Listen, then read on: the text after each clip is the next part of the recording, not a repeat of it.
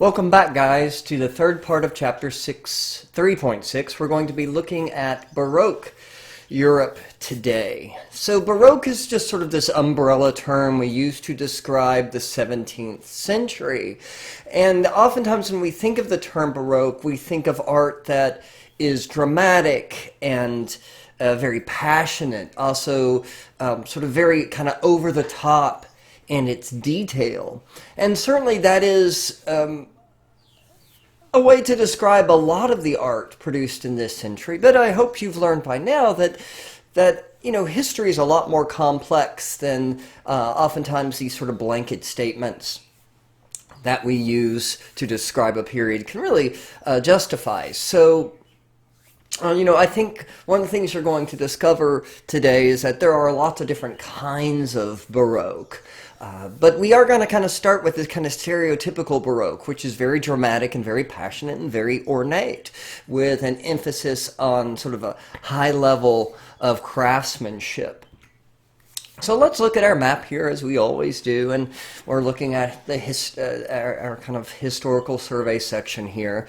The Baroque encompasses primarily the 17th century, but leads over into the 18th century. This is a period of tremendous change. This is a time of exploration, trade, and discovery in the sciences. This is the century where Isaac Newton sort of discovers the nature of gravity, but also not only are we seeing some of the really important scientific discoveries that are going to sort of shake up the world for the next, well, up until modern day, but we're also looking at tremendous political changes because of, well, we are now deep into the world of exploration. And in the 1600s now, we are well over 100 years after Columbus's first voyage, where he begins sort of this influx of Europeans into the Americas. Who are beginning to set up colonies and who are setting up to exploit, really is the word we should use, the natural resources of these areas. European nations are also starting to explore parts of Africa and Asia that they have had little to no contact with before, and at the same time sort of setting up colonizing and taking advantage of the natural resources and the human resources in the form of slavery in these places very often. But what is happening in Europe is this means that there is a huge accumulation of wealth by many of these nations who are colonizing and exploring and exploiting the rest of the world.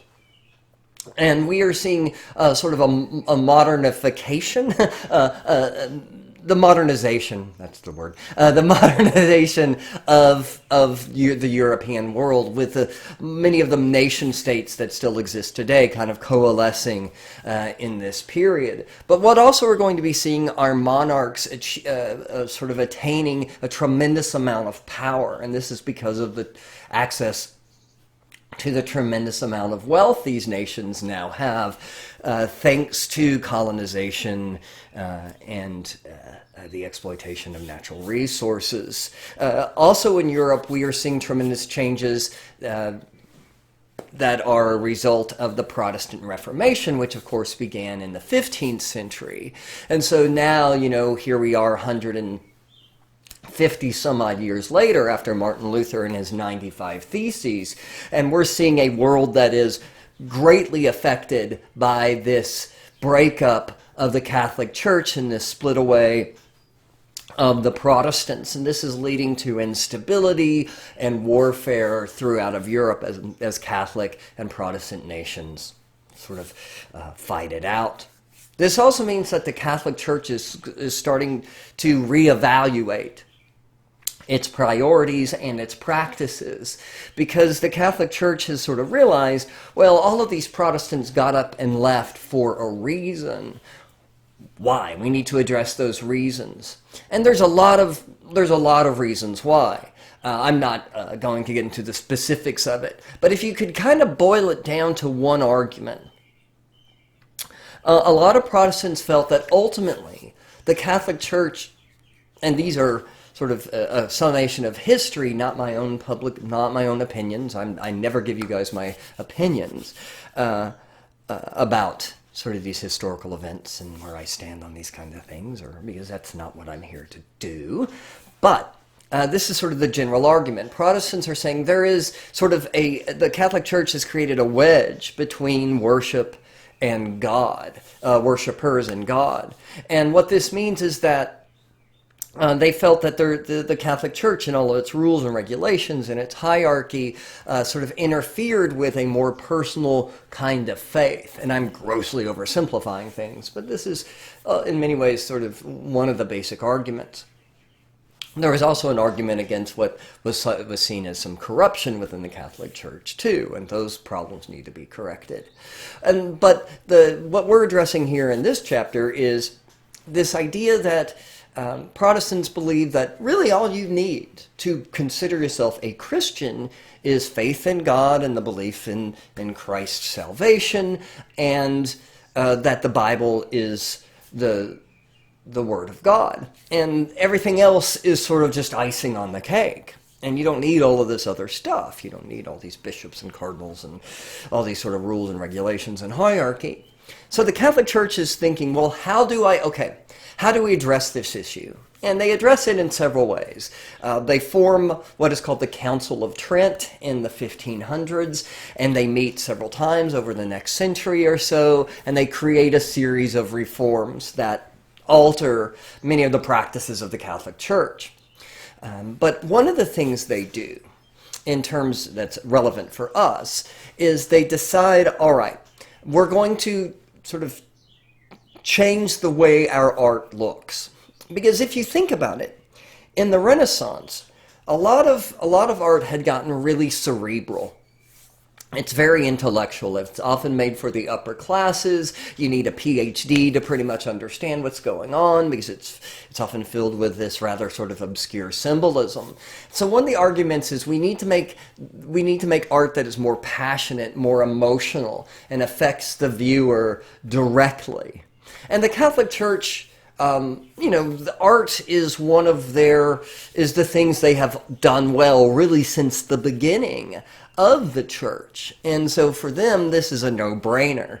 We're going to continue to produce images, but just in a slightly different way to address these issues. Okay. So we're going to see a diversity of approaches, though, throughout the Baroque period. But first of all, we are going to focus on this more stereotypical Baroque art that is dramatic and very ornate, and also very, very rich in its materials and the methods in which it was made or require a tremendous amount of skill. And this is a church by Francisco Borromini. This is the Church of San Carlo alle Quattro Fontane, the Church of St. Carlo of the Four Fountains. This is in Rome. And this is a very early Baroque church. And if you look at it, you can already see some differences from Renaissance art. Renaissance is very, what's the word I'm looking for? Renaissance architecture is very kind of dry, isn't it? It's very simple. It emphasizes simple shapes and forms, squares, circles. There is an emphasis on flatness too, in the sort of facades and the fronts of various Renaissance buildings. But you can see immediately in this Baroque church, we have these rather almost organic looking forms. We have this sort of undulating sort of cornice here, undulating meaning it sort of moves like a wave, kind of up and down. Instead of circles, we have sort of elongated ovals and stretched out rectangles. Everything has been, all of this sort of order and rationality of Renaissance architecture has been sort of stretched out and messed with and added to be more dramatic. And you can even see the layout of the church, which is not sort of a typical kind of round sort of central plan like we saw in, say, like Palladio's Villa Rotunda, but rather this weird sort of oval shape with all these kind of strange offshoots.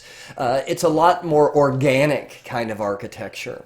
But also it is more dramatic. Look at the facade. Well, first of all, look at the interior of this thing and its crazy oval dome with all these sort of embedded sort of subset uh, half ovals inside. It's really sort of startling to see. But if you look here, you can see the facade. And look at the way it dramatically catches these shadows because of these deep recesses and these columns that project out. It creates this really dramatic kind of chiaroscuro on the facade of the building itself. And compare that to the building next to it, which has a Renaissance style kind of front to it, and you can really see the differences. I mean, this is drama, guys. Okay. So let's look at the interior of another church. This is a church called the Cornaro Chapel. It is a chapel built for a powerful Italian merchant family, the Cornaro family. And inside is a statue of a woman named Saint Teresa made by the great Baroque artist Bernini. If any artist sort of reflects this dramatic, kind of very intricate, detailed Baroque style, it is Bernini. Bernini is not only one of the great sculptors of the Baroque period, he's also one of the great architects. And although we're not going to look at any of his architecture in this class. This is an image of Saint Teresa of Avila. Saint Teresa was a 16th century nun who wrote a best-selling book that described her experiences encountering angels.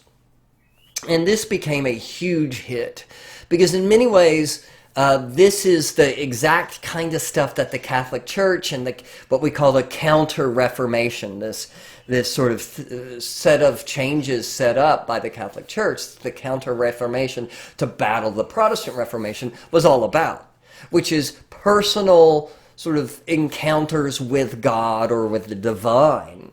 And this nun is claiming that angels came to visit her and interacted with her, and you don't get any more personal than that. And so I'm going to read this passage here, and you take a look at this image, and you can see how Bernini is capturing St. Teresa's words almost to the letter. Beside me appeared an angel in bodily form. He wasn't tall but short and very beautiful. And his face was so aflame that he appeared to be one of the highest rank of angels, who seemed to be all on fire. In his hands I saw a great golden spear, and at the iron tip there appeared to be a point of fire. Then he plunged it into my heart several times so that it penetrated to my entrails. And when he pulled it out, I felt that he took them with it and left me utterly consumed by the great love of God. And the pain was so severe that it made me utter several moans. And the sweetness caused by this intense pain was so extreme that one could not possibly wish it to cease, nor is one's soul content with anything but God. And this is not a physical but a spiritual pain, though the body has some share in it, even a considerable share. So here's this woman, Saint Teresa, and this angel comes to her with this spear, with this flaming iron tip, and he drives it into her heart until it hits her entrails. And when he removes the spear, she feels like she has been literally gutted and left with this sort of burning inside, this great love of God. I mean, that is intense stuff, isn't it? And it is that kind of passion and emotion that the Catholic Church wanted to promote. And here, look at the way Bernini has sculpted this. In many ways, this is very different than Renaissance art. Renaissance art is for all of its beauty, and so all of its celebration of the human form, and often these, sort of glorious nude forms we see in the Renaissance, it is also in many ways very conservative. Renaissance art is often a lot of people just standing around looking really beautiful and really thoughtful, isn't it? But in the Baroque, that beauty is turned into action. And so we see Saint Teresa here, as the angel plunges the spear into her heart, she falls backwards in this dramatic sort of way, with her mouth sort of open, emitting these moans as she's in this state of spiritual ecstasy, with her eyes sort of closed, feeling this intense pain and feeling.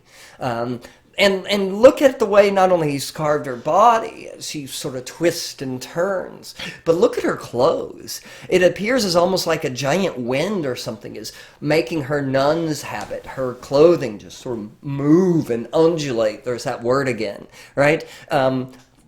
Under almost its own sort of accord. And if you look at the angel's robes here too, and this flowing drapery, you're not also just seeing and sort of this excitement and drama, but you're also seeing an incredibly high level of technical expertise on the part of Bernini.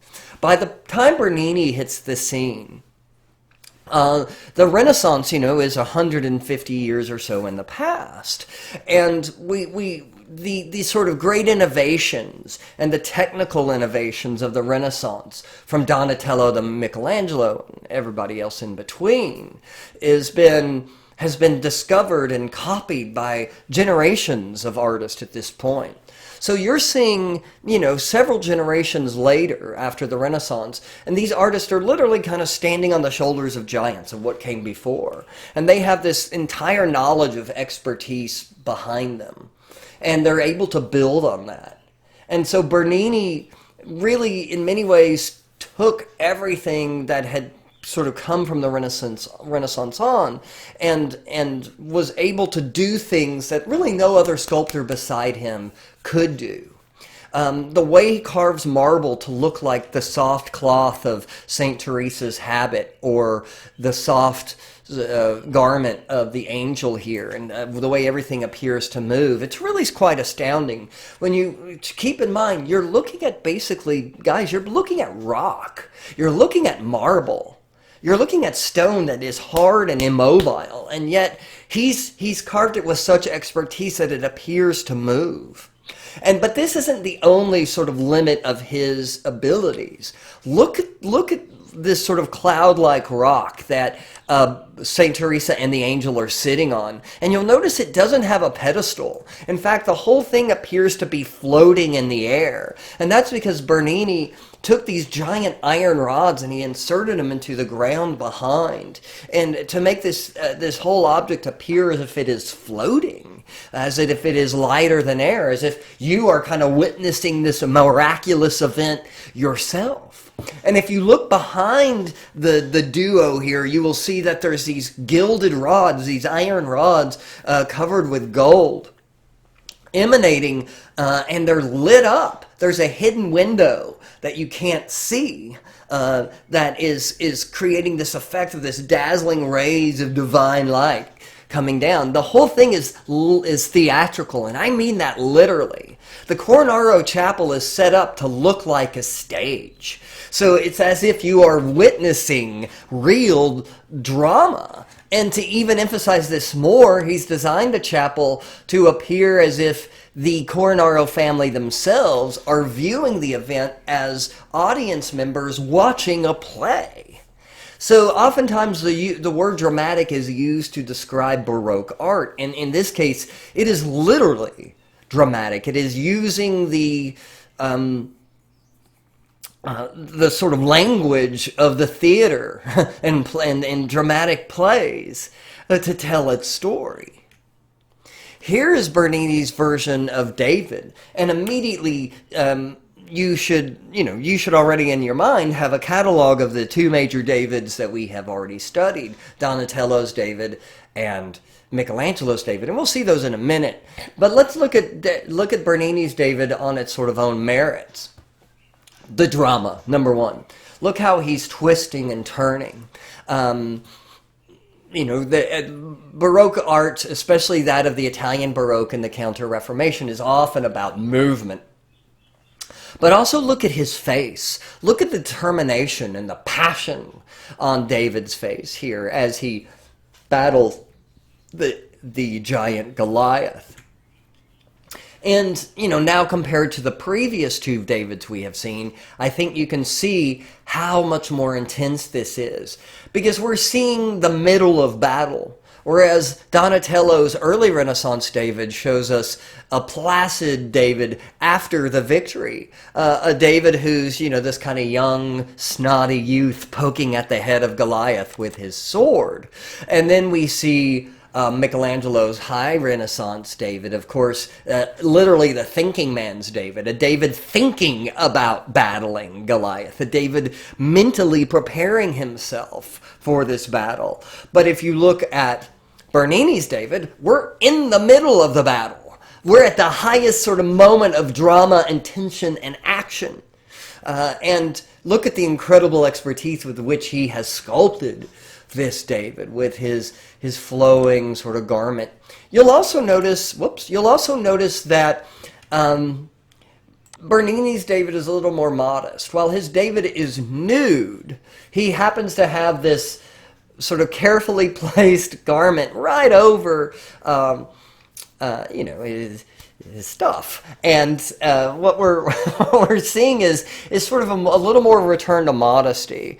The Catholic Church started to reject a lot of the sort of just the nudity, really, that was instigated in the Renaissance period. And while it still sort of celebrated the human body, we do start to see a little return of modesty in sculpture and paintings made for the church. Now, outside of the church, nudity is still a central sort of facet of European art, and it will remain that way up until the modern day, but we are certainly seeing a little more conservative approach here to the human body than we saw in the Renaissance.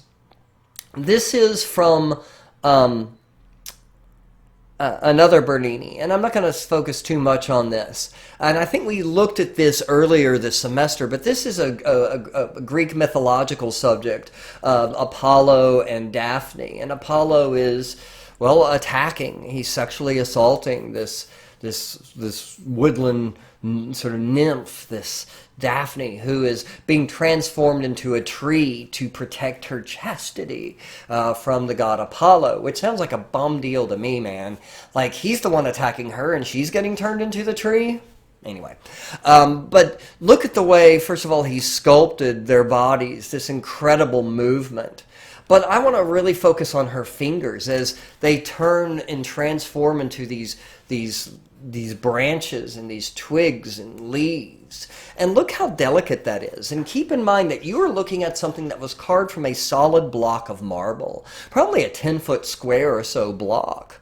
And marble, as you guys know, is incredibly delicate and fragile. If you've ever worked with marble tile and dropped a piece of it, it shatters like glass.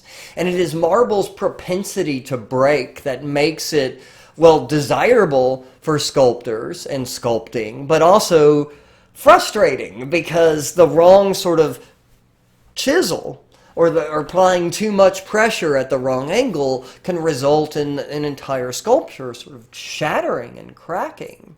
And so to sculpt something small and delicate like the leaves of Daphne's emerging from Daphne's fingertips is something that is just absolutely, I can't describe it except as kind of insane to me.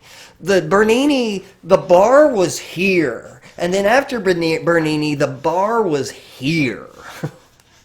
We're looking at some astounding feats of technical expertise with the work of Bernini here. Let's move on to Caravaggio. Caravaggio is the great painter of the Italian Baroque, and also an incredibly controversial figure. Bernini was referred to as the Antichrist of painting. What? Why would you call somebody that? Well, Bernini was very controversial, both as an artist and in his personal life.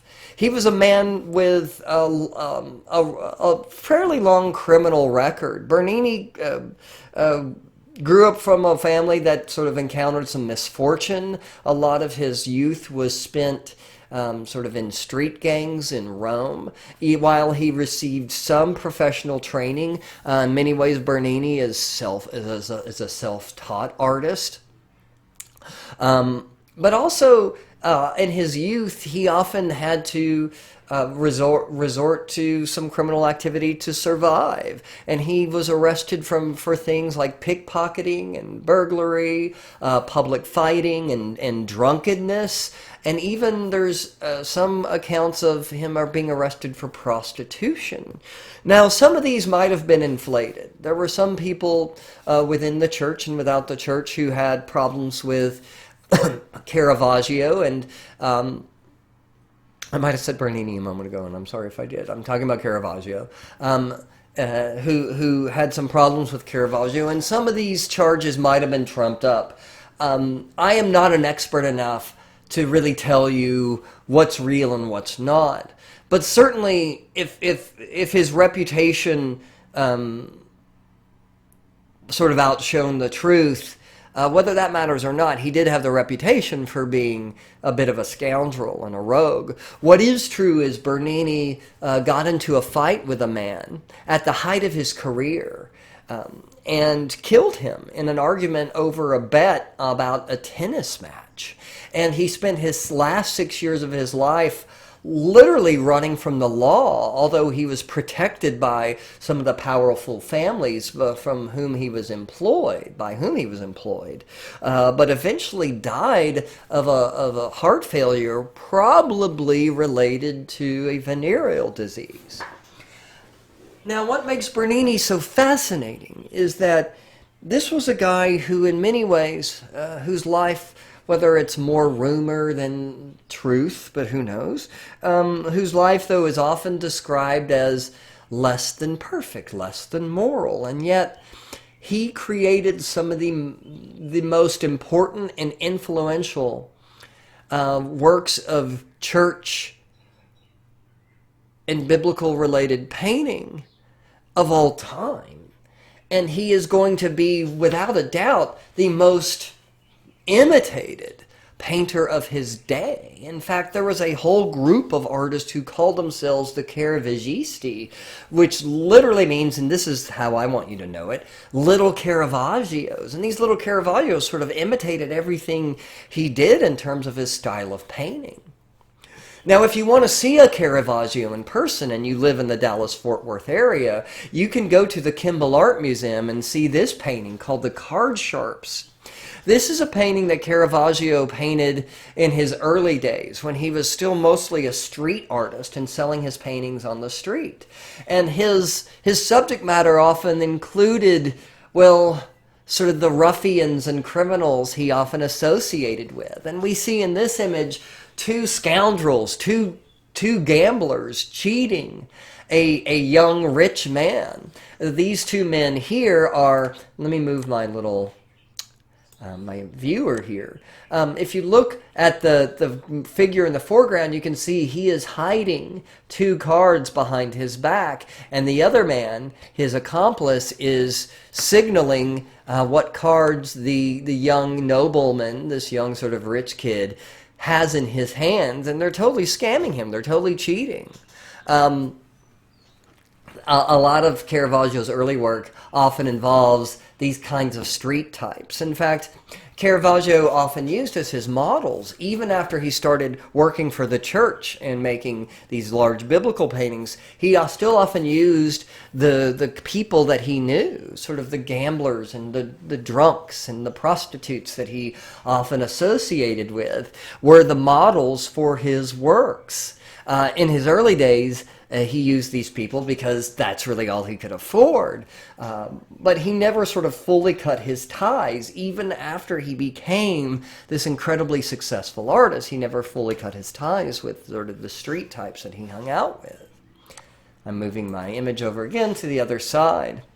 To show you his influence, on the left is his version of Judith decapitating Holofernes, and on the right, of course, is Artemisia Gentileschi's, a work we have already seen. And you can see the similarities, not only in the subject matter, but of course, Judith and Holofernes was a very common subject that was painted by lots of people at this time.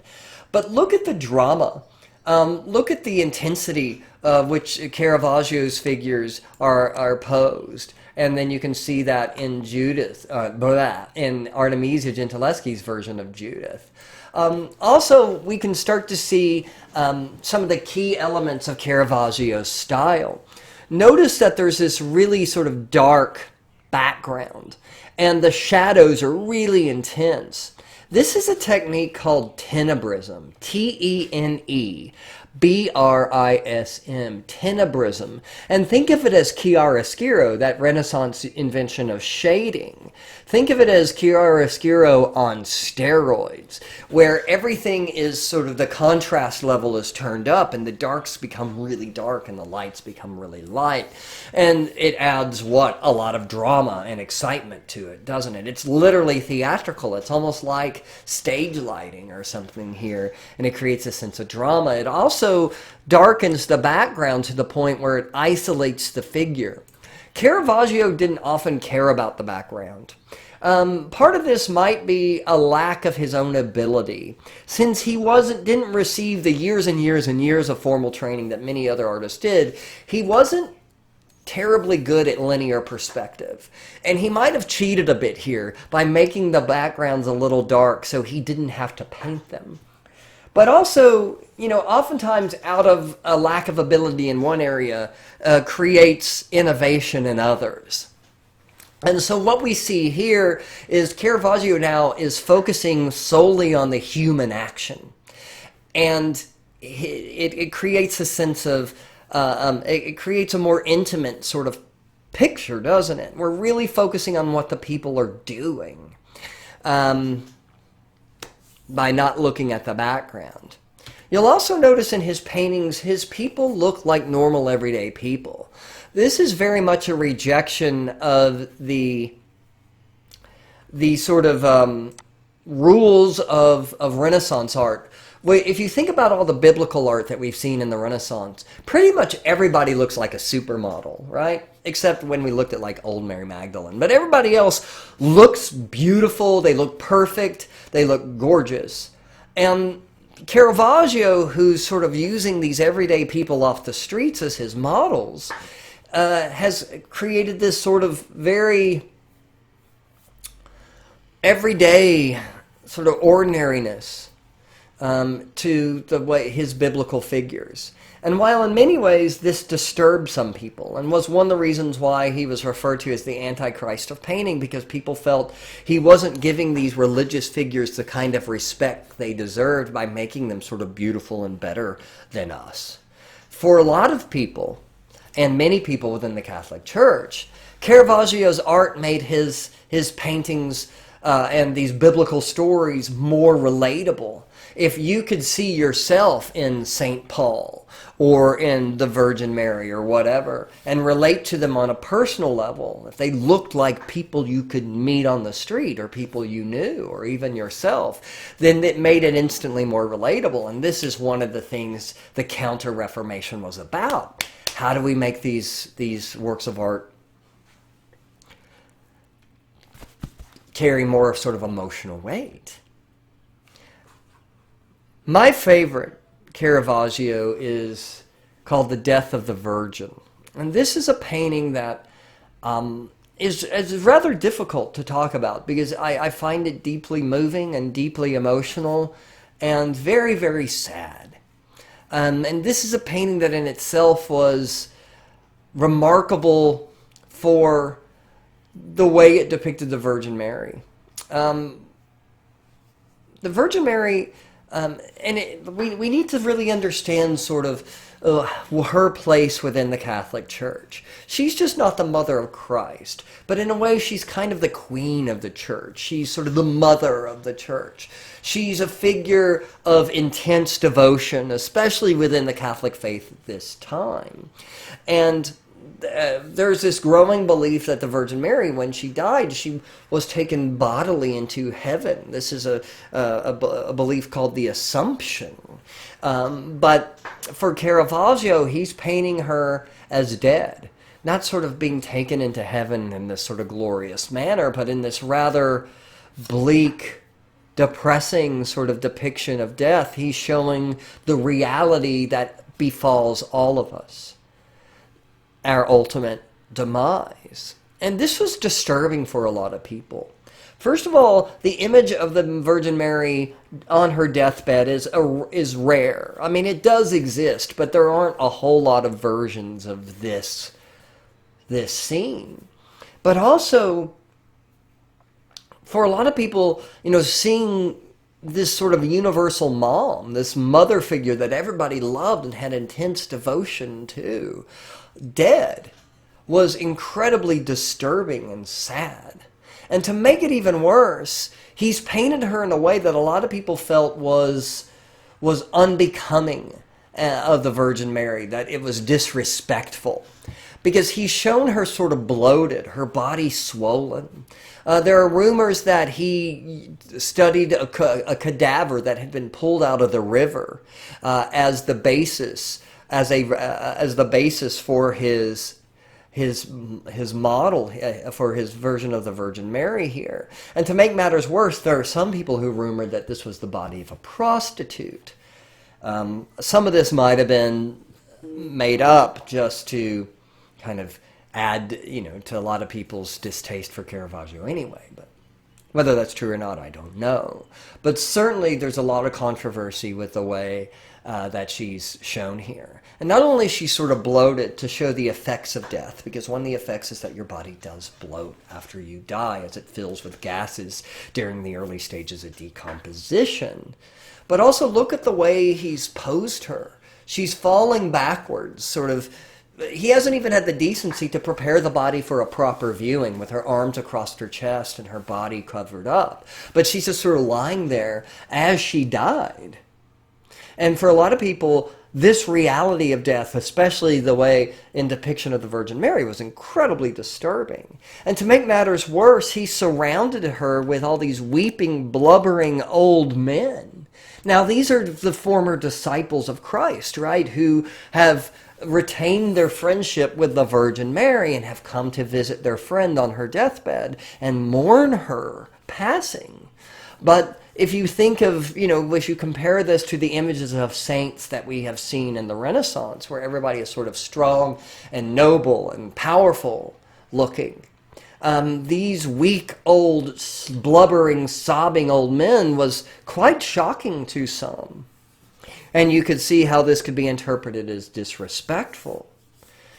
But I think the part of this painting that, to me, speaks most of what Caravaggio was about as an artist is the way he's depicted the woman at the bottom of the painting.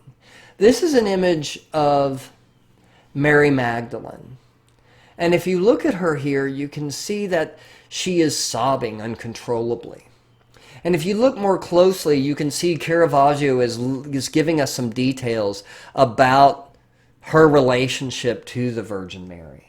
Mary Magdalene, as you know, is this one of the followers of Christ. And there was this whole sort of set of stories set after her death beyond the Bible that talked about her relationship with the Virgin Mary and also her sort of devotion to taking care of the poor throughout the rest of her life. But if you look at it here, you see this basin, this water basin with a washcloth in it. And this tells us that the Magdalene has been sitting at this bedside of her friend for a considerable amount of time, weeks maybe even months, taking care of her sick friend, taking care of her dying friend, wetting her brow, washing her face and her hands and her feet perhaps, holding her hand, keeping her company, tending to her every need out of love and devotion and friendship. And if any of you have ever experienced the death of someone you are close to, a loved one or a friend, then I am very sorry. But you also understand what the Magdalene is experiencing here. And if you haven't experienced this, unfortunately, you probably will at some point in your life. And what Caravaggio here is tapping into something that is central to all of us, and that is the loss of someone we care about deeply, someone we are so devoted to we will sit by their side literally as they pass before our eyes and hold their hands as we watch them fade away. And it is in that devotion and loss that we really see the power of Caravaggio's art. We see this woman so overcome with the loss of her friend that he doesn't even show her face, but all we do is see her sobbing as she holds her body dear, weeping into her own hands, unaware of anything else that is happening beside her. And we are all of a sudden confronted with something that is incredibly intimate and personal, as if we are intruders, as if we have entered into the wrong hospital room to see something that we shouldn't be seeing, that is so personal and private and sad that we are embarrassed by our own existence. Something so powerful, this sense of loss, that the figures that he has painted don't even acknowledge us, the viewer. They don't even look at us. But instead it is like we are looking at the most private of moments. The incredible loss and sadness that comes with losing a dear friend and loved one. And it is that intense emotion that makes Caravaggio great. It is that intense emotion that makes him so influential. And I can see why somebody who had never been confronted with this kind of realism and reality in a biblical image before referred to him as the Antichrist of painting, because it must have been deeply disturbing when all you were used to seeing is something that is sort of removed and remote. But he is confronting us with an emotional realism that nobody had really painted before. And that is why so many people loved him. And he had so many people devoted to him as an artist and imitated him. And his influence will continue until modern day. And yet, despite this intense realism and the reality of death and loss, look at the way he's painted the lighting, the tenebrism here, which is completely unrealistic, to add a sense of drama, to add a sense of intensity to the already intense subject matter. But also he's using this light to help tell the divine part of this story. You'll see that there is a window that is obscured. It is hidden from us.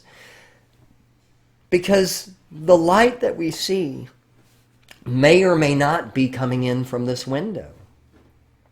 We may not just be seeing sunlight. We may be seeing divine light. The presence of God amidst all this sadness. And you'll see that there is a curtain hanging above the Virgin Mary's body. And this curtain is often represents the idea that the truth is being revealed. If a curtain is being pulled back, then something is being discovered, being revealed. In this case, it is the truth.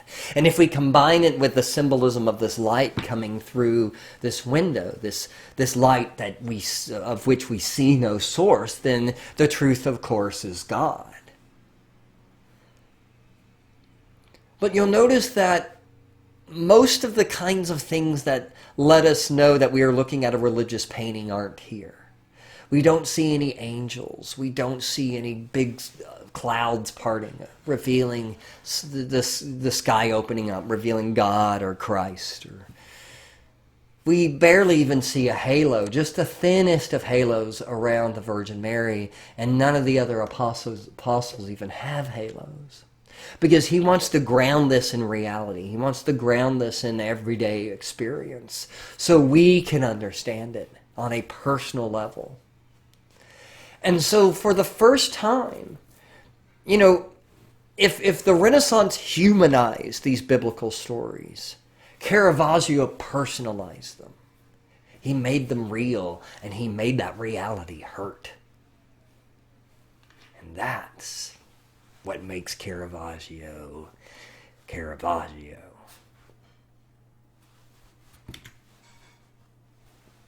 So we're now going to move outside of the the art of the Counter-Reformation. Primarily, we've been looking at Italy, of course. We're going to move into the Northern Baroque, and we're going to see some of the same characteristics, this drama, grandeur, the use of tenebrism continue. But you're also going to see art that is more concerned with everyday life. Just like we saw in the Northern Renaissance, a lot of those same kinds of tropes are going to continue, where you're going to see art that is more sort of grounded in reality. There are, of course, still religious scenes, but this very much is continuing from a more sort of down-to-earth tradition that we have seen inherent in the art of northern countries of Europe. And that can be seen immediately in this work by the Netherlandish artist Pieter Claus. Claus is an artist who was known for his still lifes. This was a very popular subject matter in the art of especially the Netherlands. Still lifes were a show of one's wealth, and one's wealth was a show of one's hard work. So these kinds of images that depicted beautiful objects and rare, precious things were very common. But they're always, or not always, but they're often shown with what is called a memento mori, a reminder of death. And this could take the form of a skull or an overturned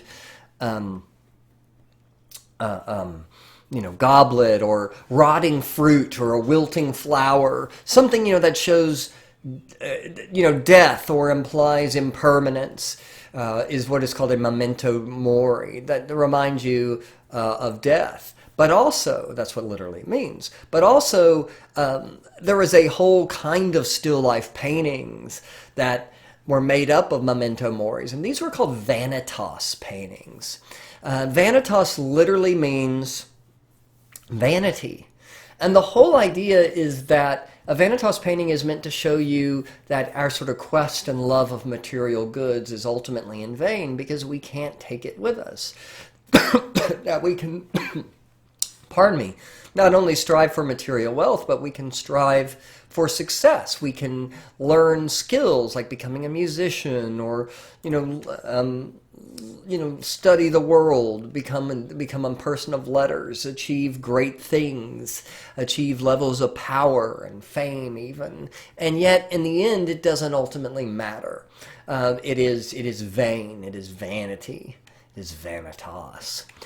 In this particular painting, the artist, Pieter Claus, is showing us his skills as an artist by including this sphere, this metal sphere, where we can see his distorted reflection in it. And you can actually see him painting. This is more or less not only a way of as inserting himself into his own painting, which in its own weird way is a take on vanity, but also that vanity can be distorted, that it distorts the way we view ourselves. And at the same time, the weird irony here is that he's showing off. He's showing off that he can paint this incredibly difficult, distorted image, this self-portrait of himself, that's smart, this self-portrait in this sphere.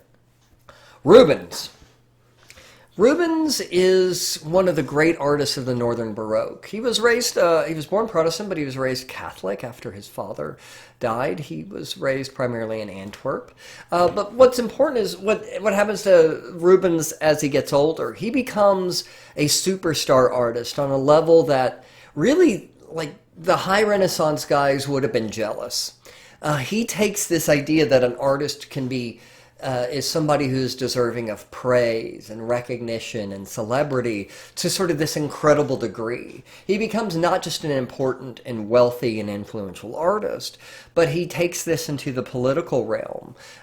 After he ends up serving as the court painter for the Duke of Mantua in Italy, so he gets to study in Rome, and here he learns about Caravaggio and all this stuff. But more importantly, he eventually becomes a diplomat. At one point, he was employed by the Queen of France, who was a Medici woman. Told you we'll never get away from them. He works for Charles of England. He's friends with the King of Spain, and he served as a diplomat. He spoke multiple languages. He was this highly educated, well-traveled, politically connected guy who amassed a huge fortune, had one of the biggest art collections in all of Europe, and was incredibly famous and well-respected. This is really sort of that Renaissance, he's sort of that Renaissance dream sort of reaching its apex, this idea of kind of the superstar artist who is influential and holds power in a lot of different sort of realms of society. He had a massive workshop that produced over 2,000 paintings during his lifetime, and a lot of those he barely worked on. He taught his apprentices to paint in his style, so he would often come up with the general, sort of the general idea of the painting and the general layout, but he's not carrying out a lot of the work. For example, in a typical painting, he's probably not doing the background at all. He might do only a few of the foreground figures, and even then, really the important parts, like in this painting, and I'm only guessing here, but it wouldn't surprise me if he painted primarily the image of Christ, the central and most important figure, maybe some of the faces of some of the other figures here. So this is a painting that he created after visiting Rome and seeing the work of Caravaggio.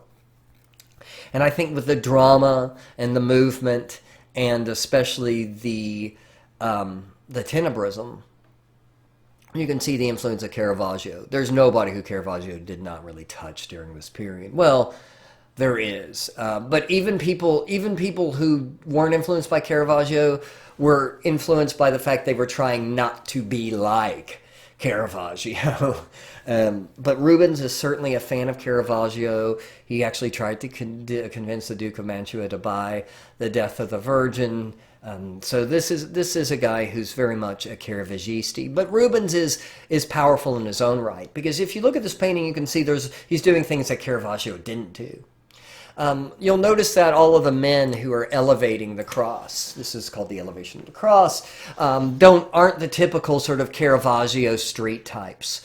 You can tell by their muscular bodies. There's more of a Michelangelo influence here than there is a Caravaggio influence.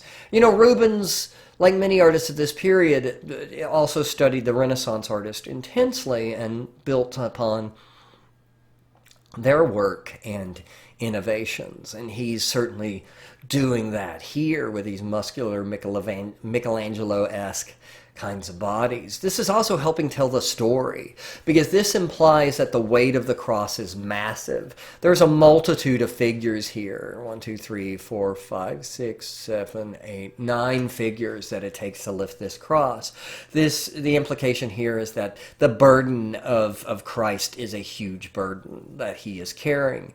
The amount of sin, the act of sacrifice itself are all hugely heavy, and it takes these massively powerful men. Rembrandt is another Northern Renaissance artist with an incredible influence even to this day.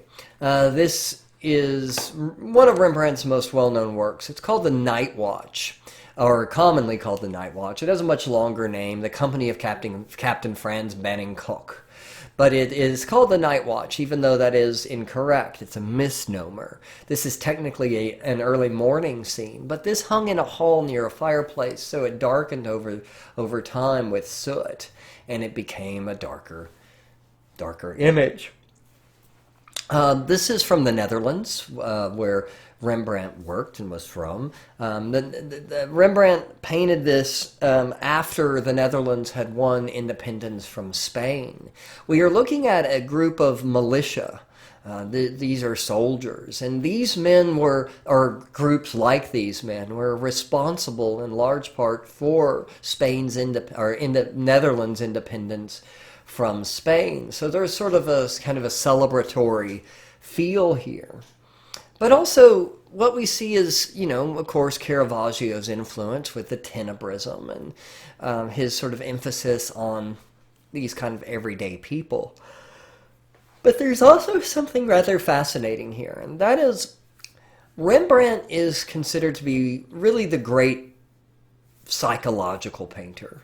Rembrandt isn't just interested in the way people look or the way they sort of present themselves in a portrait, but he's interested in human behavior. He's interested in body language. He's interested in facial expressions. He's, in a way, interested in showing the outside of a person as a way of indicating who they are as a person internally, emotionally, mentally, morally. And so he brings this sort of a naturalism to his art. Like if you compare this to Caravaggio is like watching a soap opera, isn't it? Everybody's like dramatic and over-emoting. And while it certainly connects you to those people, it can be a little much. But in Rembrandt's work, there is an interest in how people relate to each other. Notice how instead of sort of lining everybody up in this group portrait, he has arranged them into smaller subgroups to show their relationships with each other, to show their interactions with each other, and to reveal their own personalities to us, the viewer. So we can look at these people and, for instance, we can see the one soldier who is standing alone loading his musket is a man who is prepared and ready to go.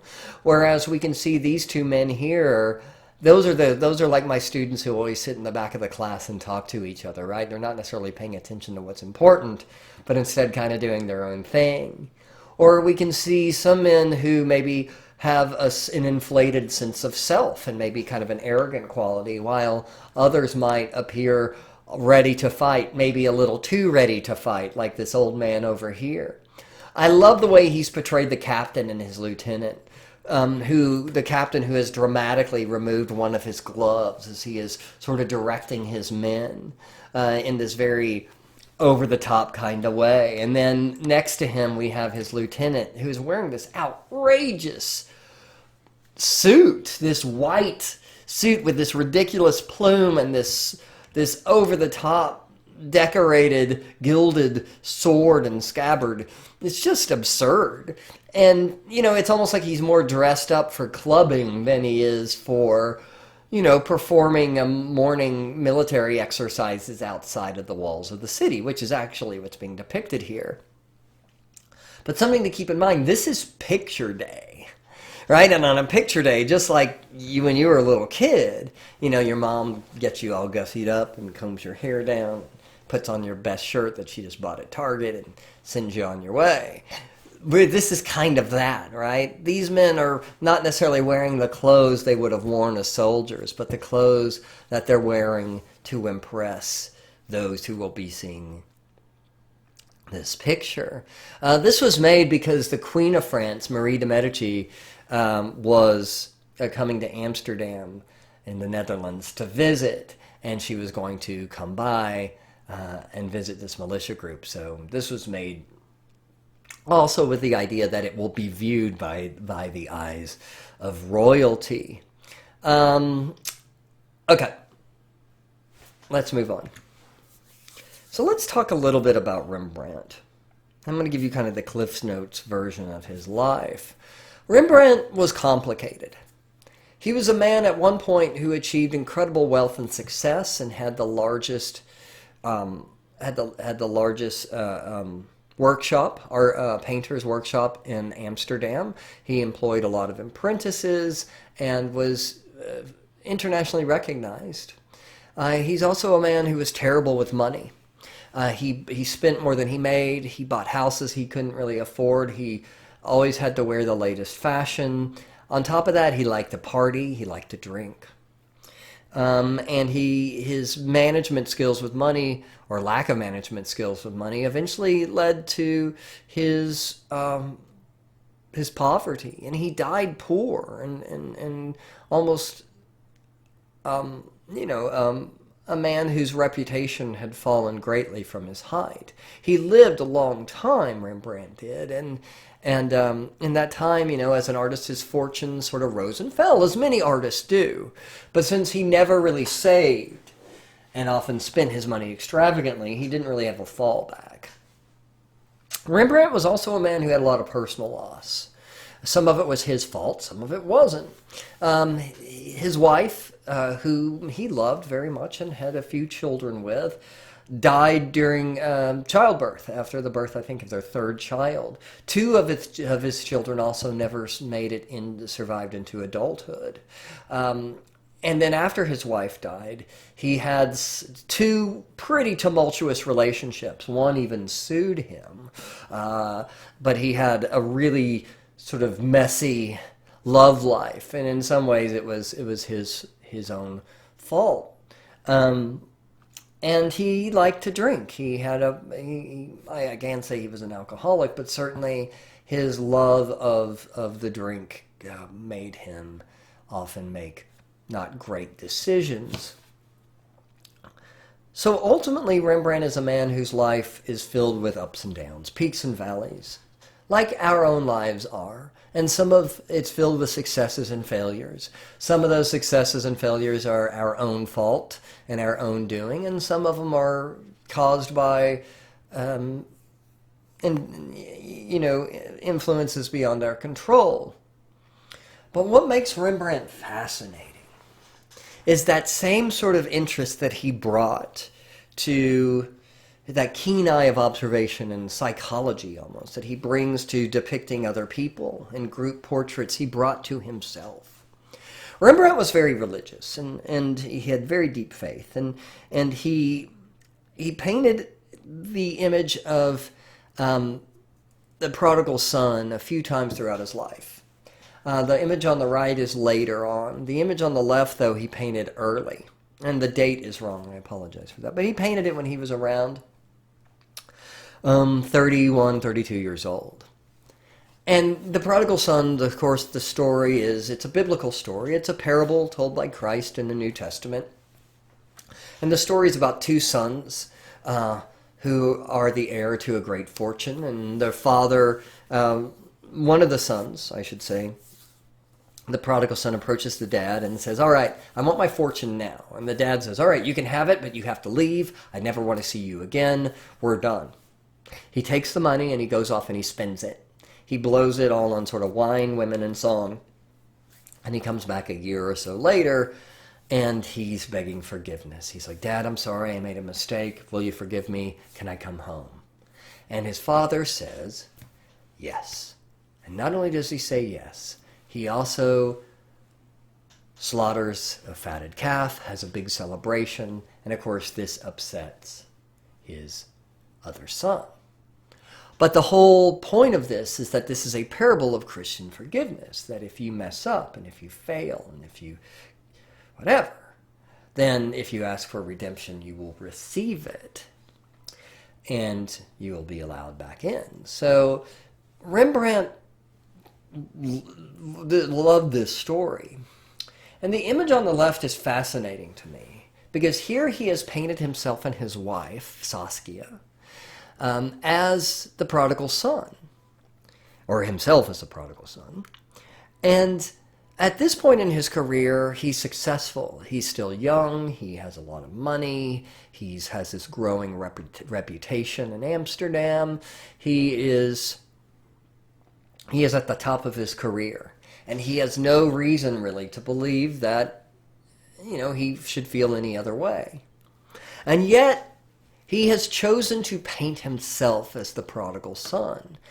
And he's not just doing this for fun.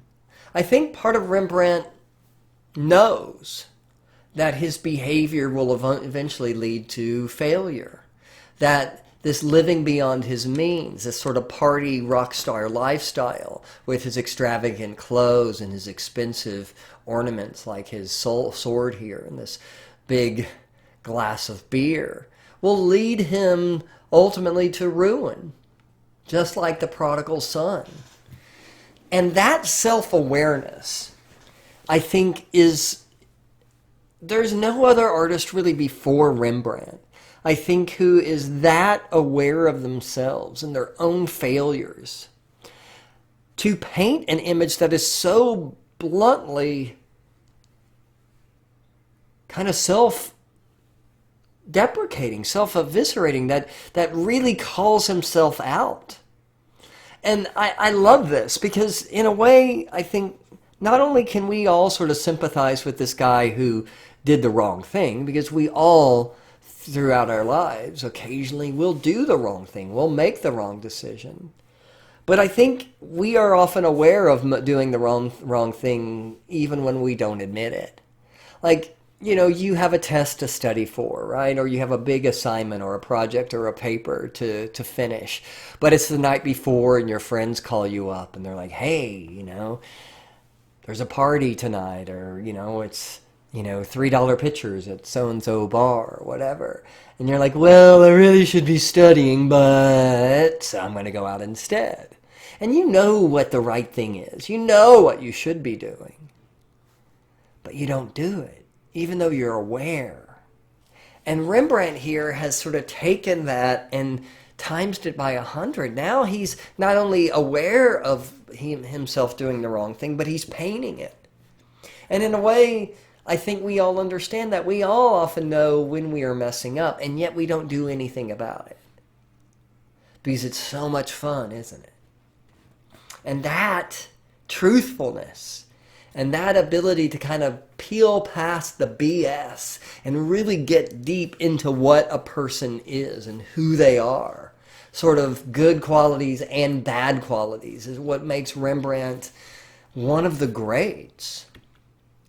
As I said, Rembrandt was deeply religious, and a lot of his paintings are religious themed.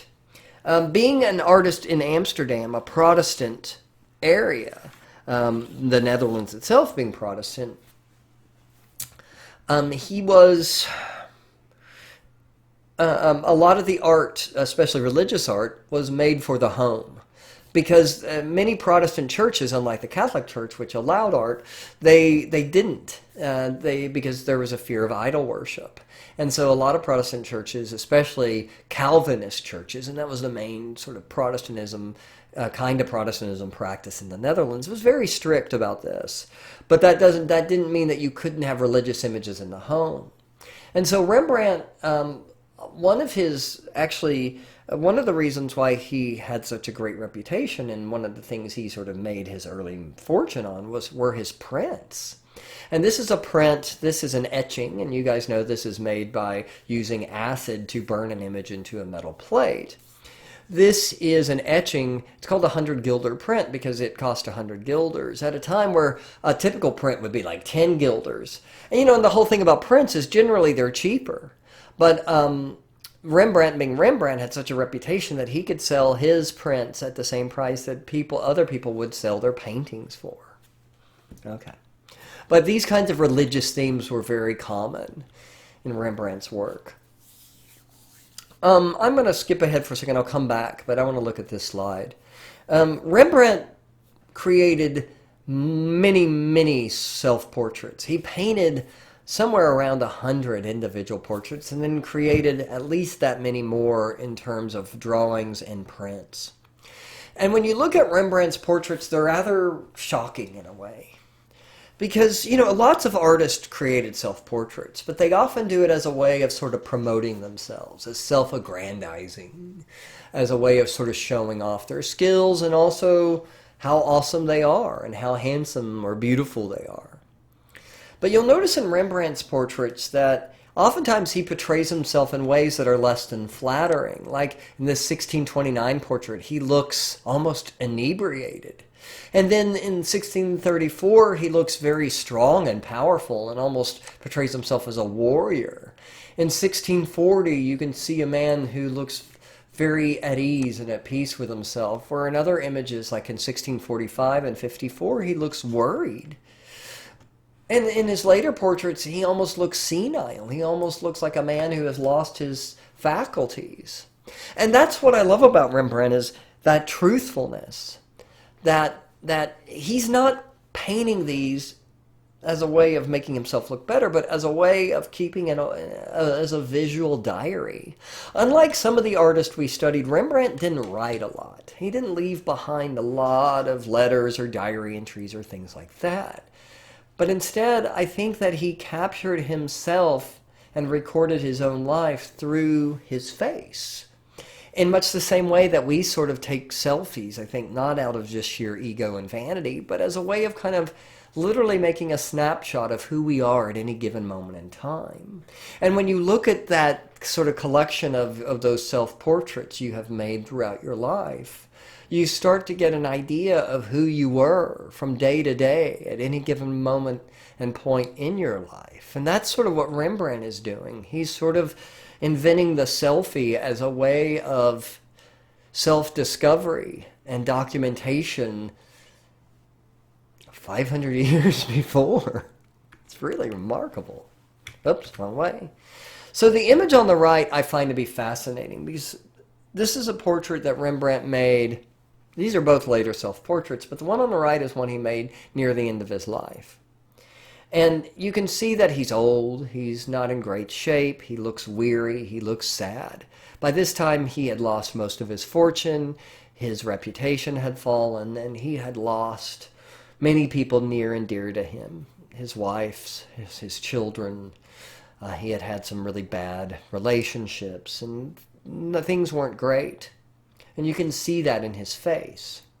A man who has experienced deep loss, but also in his body posture, you can see also still a sense of pride of him as an artist. And look at how what he's holding. He's holding the implements of his trade. His easel, his palette, not his easel, his palette, his brushes, his guide stick that artists use to steady their hand. He is holding them almost like a soldier brandishing a weapon. He is proud. This is who he is. He is an artist. And in the background there are two circles. And these are references to a myth about great artists that probably began describing the great Greek artist Apelles, but was also used in stories about the proto-Renaissance artist Giotto.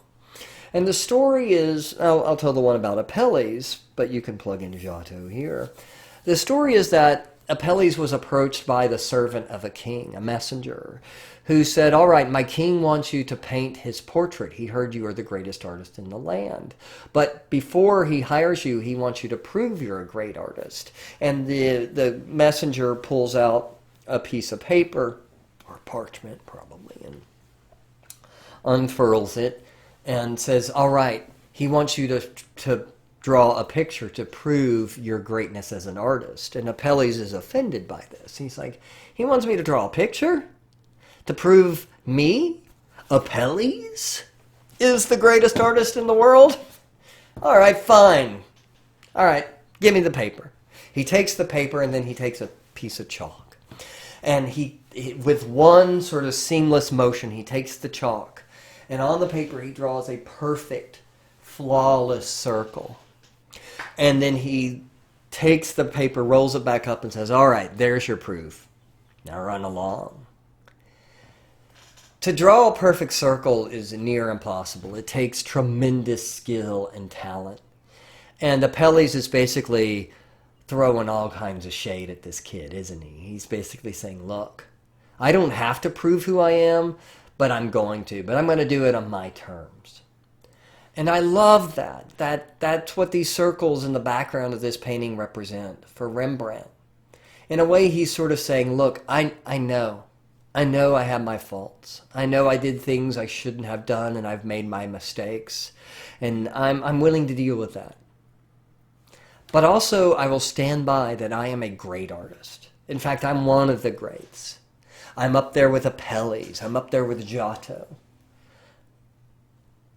There's an awareness here of both his strengths and weaknesses, and he's not going to back away from either.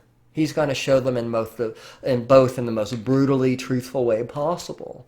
And that is what makes Rembrandt Rembrandt.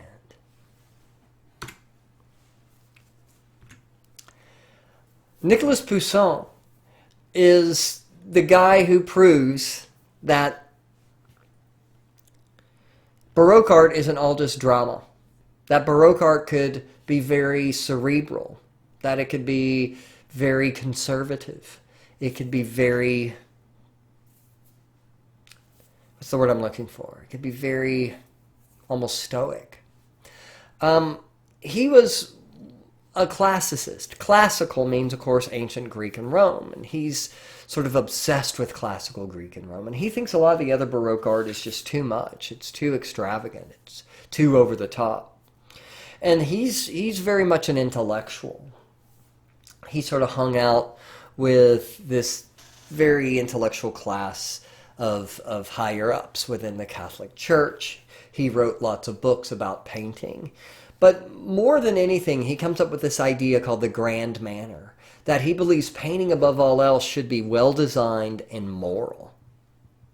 Not emotional, not psychological, but moral. And this is, well, a very typical Poussin painting. He's a French artist, by the way. Poussin, this is called The Burial of Phocion, and it's a painting from ancient Greek history. So, you know, his obsession with Greek and Roman things go even into his subject matter. And the story is basically of morality. It's about a guy named Phocion who is falsely accused of wanting to overthrow the government, even though the people he was accused by were the ones who were actually trying to overthrow the government. And he protests and says, "No, this isn't true. I'm actually a very loyal person to Greece, to Athens, and I'm not going to try to overthrow anything everybody else, or these other people are who are accusing me." But he is taken, he is tried in front of a court of law, and he is found guilty. Now, Phocion, being a moral man and being a law-abiding person who believes that laws are a reflection of our morality, says, you know what? Even though I am innocent, since the law has found me guilty of treason, I will accept my fate because that is the lawful and the moral and the ethical thing to do.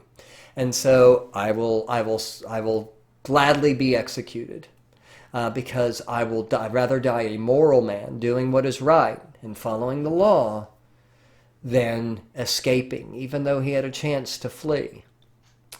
And so he dies a moral death. Now, after his death, it is discovered that he actually wasn't trying to commit treason, and these other people were. And yet he still dies. But, you know, for Poussin here, painting more than art in general, more than anything, should be moral. It should teach a moral lesson. And it should make us better people. And that is what this painting is trying to do. Also, you know, beyond the fact that this is a classical Greek setting, which is appropriate for a guy who considers himself a classicist, he's also, look at the way he's painted. You know, all of the sort of drama and all of that stuff we're used to seeing in the work of anybody from Rembrandt to Caravaggio to Bernini isn't here. This is a very rational and calm sort of setting. Everything is laid out in this very organized, perfect sort of way. Notice how, as the background recedes behind the main figures here, carrying the body of Phocion, it's very orderly and organized, almost kind of like layers of a cake. So, you know, this is proof that the Baroque isn't all just drama and emotion. It could be also thoughtful and conservative and moral. And now, let's look at, very, very quickly, the art of kings. The Baroque period is a period of absolute monarchy.